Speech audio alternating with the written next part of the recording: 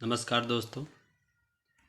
पिछले वीडियो में हम लोगों ने कंप्यूटर के स्टोरेज, उसके आविष्कार और उसकी पीढ़ी के बारे में हम लोगों ने जाना।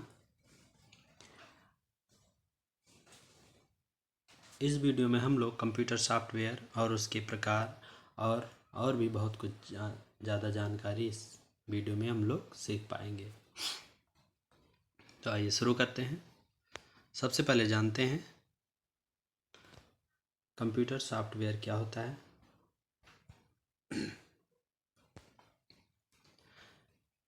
सॉफ्टवेयर प्रोग्रामिंग भाषा में लिखे गए निर्देशों अर्थात प्रोग्रामों की वह श्रृंखला है जो कंप्यूटर सिस्टम के कार्यों को नियंत्रित करता है, जिसे हम कंप्यूटर सॉफ्टवेयर कहते हैं। सॉफ्टवेयर प्रोग्रामिंग भाषा में लिखे गए निर्देशों अर्थात प्रोग्रामों की वह श्रृंखला है जो कंप्यूटर सिस्टम के कार्यों को नियंत्रित करता है, जिसे हम कंप्यूटर सॉफ्टवेयर कहते हैं। सॉफ्टवेयर दो प्रकार के होते हैं। एक हो गया सिस्टम सॉफ्टवेयर, एक हो गया एप्लीकेशन सॉफ्टवेयर। सॉफ्टवेयर दो प्रकार के होते हैं, सिस्टम सॉफ्टवेयर और एप्लीकेशन सॉफ्टवेयर।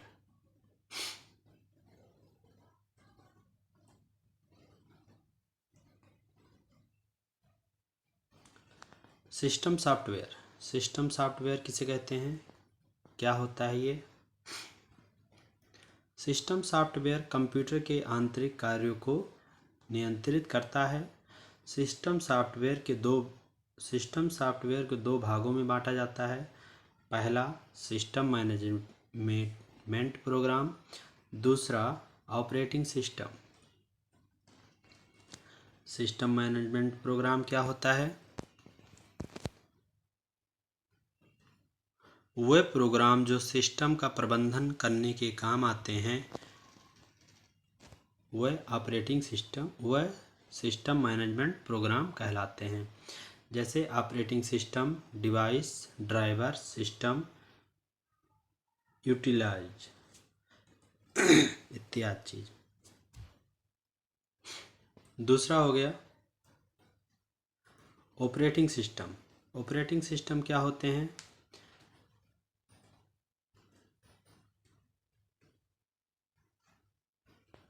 इसमें वह प्रोग्राम सम्मिलित होते हैं जो कंप्यूटर के विभिन्न अवयवों के कार्यों को नियंत्रित करते हैं, उनमें समन्वय स्थापित करते हैं तथा उन्हें प्रतिबंधित करते हैं। इसका प्रमुख कार्य उपयोगकर्ता तथा हार्डवेयर के मध्य एक समन्वय स्थापित करना है, जिसको हम ऑपरेटिंग सिस्टम कहते हैं। अगर समझ में ना आए तो वीडियो को पुनः रिवर्स करके आप देख सकते हैं।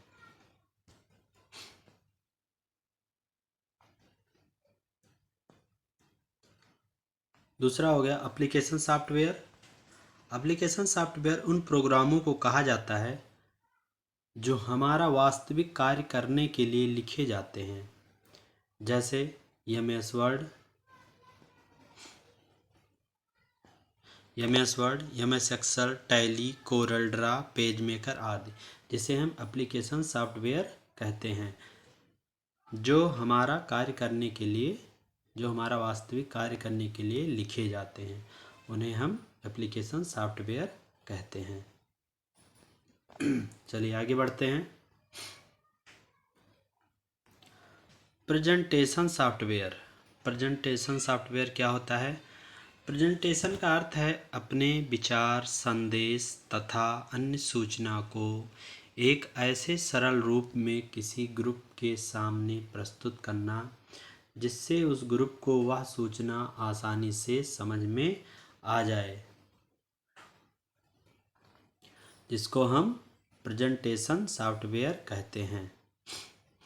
उदाहरण के तौर पर Microsoft power point, coral presentation. ये तो हो गया प्रेजेंटेशन मतलब होता है अपने विचार, संदेश तथा अन्य सूचना को एक ऐसे सरल रूप में किसी ग्रुप के सामने प्रस्तुत करना, जिससे उस ग्रुप को वह सूचना आसानी से समझ में आ सके, उसे हम प्रेजेंटेशन सॉफ्टवेयर कहते हैं। ये तो हो गया प्रेजेंटेशन सॉफ्टवेयर। अब सिस्टम सॉफ्टवेयर और एप्लीकेशन सॉफ्टवेयर में क्या डिफरेंस है? Difference between system software and application software. तो आइए जानते हैं सिस्टम सॉफ्टवेयर एप्लीकेशन सॉफ्टवेयर में अंतर।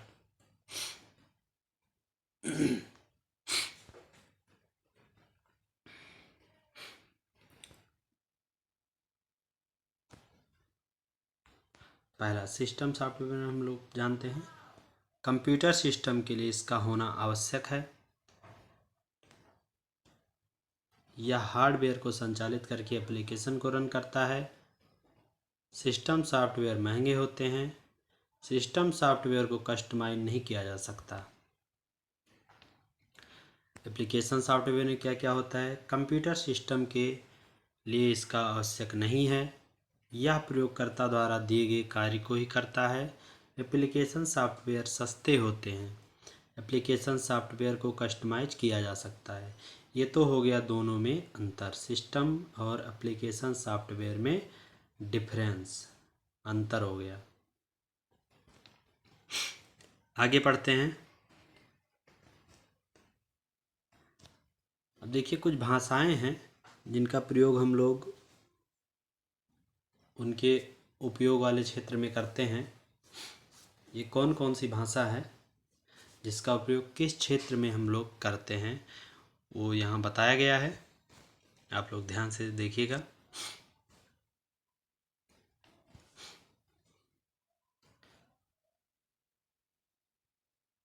फॉर ट्रेन, फॉरेन, ये हो गया फॉरेन लैंग्वेज।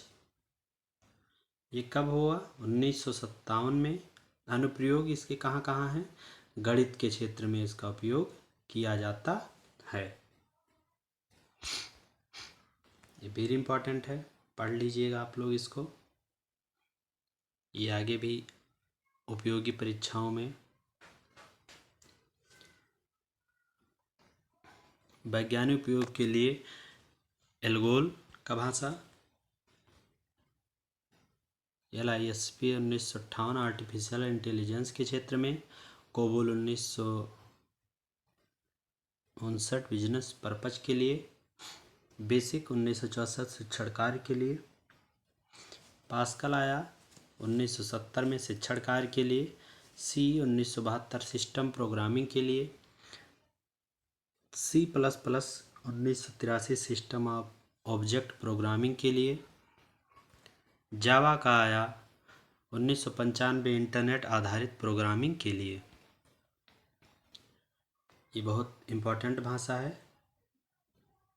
इसको हम लोग अगर याद किए रहेंगे तो आने वाली उपयोगी परीक्षाओं में हमारे लिए कारगर सिद्ध हो सकता है। Very important. इसका भाषा का वर्ष पूछ सकता है, अनुप्रयोग क्षेत्र पूछ सकता है, और ये कौन सी भाषा में लिखा गया है, ये इसका वर्ष दिया है, ये इसके अनुप्रयोग, इसका कहाँ कहाँ उपयोग होता है, ये दिया गया है। चलिए आगे बढ़ते हैं।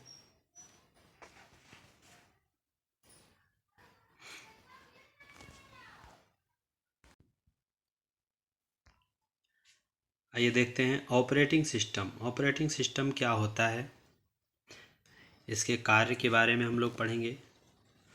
ऑपरेटिंग सिस्टम एक ऐसा सॉफ्टवेयर है जो प्रोग्रामों का समूह होता है, जो मानव एप्लीकेशन सॉफ्टवेयर और कंप्यूटर हार्डवेयर के बीच संवाद स्थापित करता है। ऑपरेटिंग सिस्टम कैसा सॉफ्टवेयर है? ऑपरेटिंग सिस्टम एक ऐसा सॉफ्टवेयर है, प्रोग्रामों का समूह है जो मानव एप्लीकेशन सॉफ्टवेयर और कंप्यूटर हार्डवेयर के बीच संवाद स्थापित करता है, जिसको ऑपरेटिंग सिस्टम कहा जाता है। ऑपरेटिंग सिस्टम के प्रमुख कार्य कुछ इस प्रकार हैं। प्रोसेसिंग प्रबंधन, कंप्यूटर के CPU के प्रबंधन का कार्य ऑपरेटिंग सिस्टम ही करता है। ऑपरेटिंग सिस्टम सभी प्रोग्रामों के समूह समय को सीपीयू के लिए विभाजित कर देता है, जिसको हम ऑपरेटिंग सिस्टम प्रबंधन कहते हैं। दूसरा होगा मेमोरी प्रबंधन। मेमोरी प्रबंधन क्या होता है? किसी भी प्रोग्राम को इनपुट एवं आउटपुट करते समय आंकड़ों एवं सूचनाओं को अपने निर्धारित स्थान में संग्रहित करने का कार्य भी ऑपरेटिंग सिस्टम का है। मेमोरी प्रबंधन हो गया।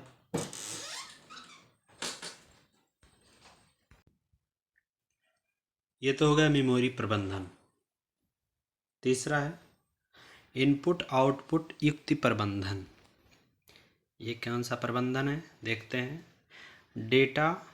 डेटा को इनपुट युक्त से पढ़कर मेमोरी में उचित स्थान पर संग्रहित करने एवं प्राप्त परिणाम को मेमोरी से आउटपुट यूनिट तक पहुंचाने का कार्य भी ऑपरेटिंग सिस्टम का ही होता है।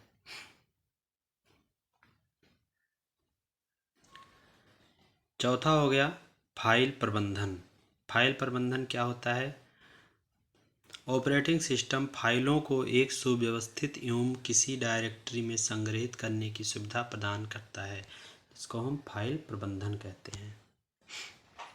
आगे हो गया ऑपरेटिंग सिस्टम के प्रकार। ऑपरेटिंग सिस्टम के प्रकार हो गया। ऑपरेटिंग सिस्टम कितने प्रकार के होते हैं?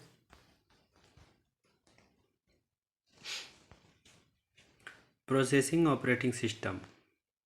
इस प्रकार के ऑपरेटिंग सिस्टम में एक प्रकार के सभी कार्यों को एक बैच के रूप में संगठित करके साथ में क्रियान्वित किया जाता है। ऐसे बैच को प्रोसेसिंग ऑपरेटिंग सिस्टम कहते हैं। इस ऑपरेटिंग सिस्टम में किसी प्रोग्राम के क्रियान्वयन के लिए कंप्यूटर के सभी संसाधन उपलब्ध रहते हैं, इसलिए समय प्रबंधन की आवश्यकता नहीं होती।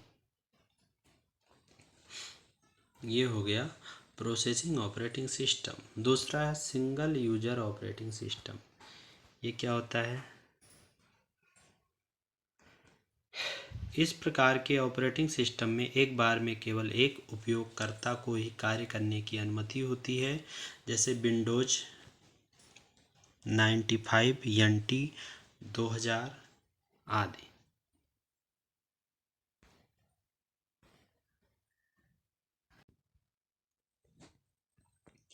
तीसरा हो गया मल्टी यूजर ऑपरेटिंग सिस्टम। ये क्या होता है? मल्टी यूजर ऑपरेटिंग सिस्टम एक समय में एक से अधिक उपयोगकर्ता को कार्य करने की अनुमति देता है। ये ऑपरेटिंग सिस्टम सभी उपयोगकर्ता के मध्य संतुलन बनाकर रखता है। उदाहरण हो गया यूनिवर्स, BMS आदि। चौथा हो गया single tasking operating system. Single tasking operating system में एक समय में केवल एक प्रोग्राम को ही चलाया जा सकता है। उदाहरण पॉम क्या हो गया? Single tasking operating system. आ गया मल्टीटास्किंग ऑपरेटिंग सिस्टम। मल्टीटास्किंग का मतलब वैसे समझ गए, मल्टीटास्क में क्या होता है, ढेर सारे आप सिस्टम को दो भागों में विभाजित कर सकते हो, इसको आप अलग अलग चला सकते हो। ये मल्टीटास्किंग हो गया। टाइम शेयरिंग ऑपरेटिंग सिस्टम, ये पढ़ लो। इस प्रकार के ऑपरेटिंग सिस्टम में एक से अधिक उपयोगकर्ता या प्रोग्राम कंप्यूटर के संसाधनों का प्रयोग करते हैं। इस कार्य में कंप्यूटर अपने संसाधनों के प्रयोग हेतु प्रत्येक उपयोगकर्ता या प्रोग्राम को समय का एक छोटा भाग अपशिष्ट करता है। Real time operating system. Real time operating system क्या होता है? इस ऑपरेटिंग सिस्टम में रियल टाइम एप्लीकेशन का क्रियान्वयन किया जाता है, जैसे एयरक्राफ्टों में प्रयोग होने वाला ऑटो पायलट मैकेनिज्म। ये होता है रियल टाइम ऑपरेटिंग सिस्टम। यहाँ तक हम लोग ने जाना।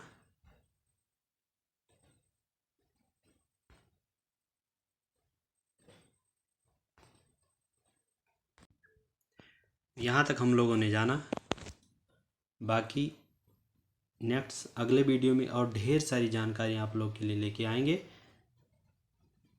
और जिनके पास से वीडियो नहीं पहुंच पा रहा है उनके पास भी आप पहुंचाइए उनको, जो पढ़ने से वंचित रह जाते हैं। ऐसे ऐसे लोग के पास भी ये वीडियो पहुंचाइए।